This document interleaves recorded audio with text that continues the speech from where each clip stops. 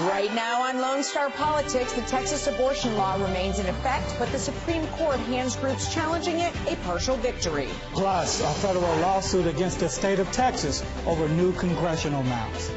And we remember Senator Bob Dole as the nation stopped to say their final goodbyes to the decorated veteran and statesman.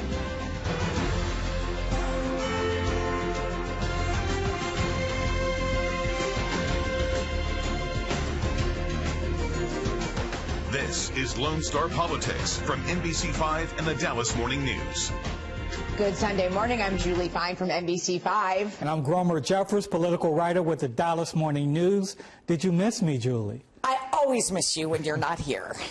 And we begin with the continuing legal battle over the state's new abortion law. On Friday, the Supreme Court ruled a lawsuit filed by abortion providers challenging the law can move forward. However, the justices will allow the law to remain in place while the case is being argued.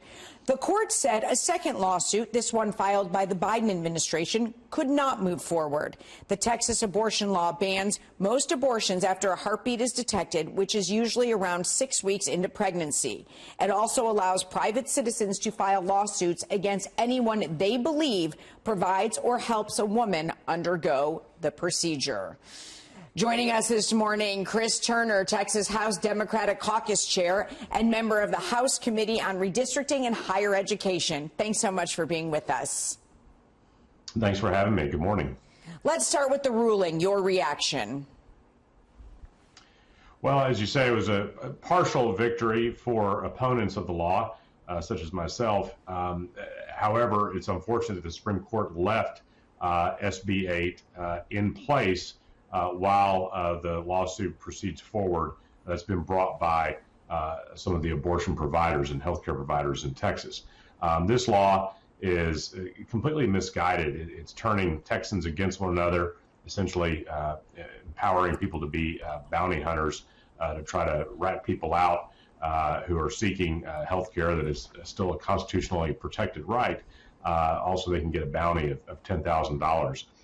It's just a perverse law that Republicans passed this past session, and I believe it should be overturned. So what's next, Representative Turner, then, related to that law? Going forward, what do you think the next steps are? Well, my understanding is that the lawsuits brought by some of the healthcare providers in Texas will be allowed to move forward under the Supreme Court ruling. And in fact, there was a separate case last week that only affected a few people, but where a judge ruled that the law was unenforceable. So I think you're going to continue to see several legal challenges move through the lower courts on this issue. And of course, the Supreme Court a week ago, or now 2 weeks ago, heard the case from Mississippi that really is a direct challenge of Roe v. Wade. And most people expect that the court will issue a ruling in that case by June.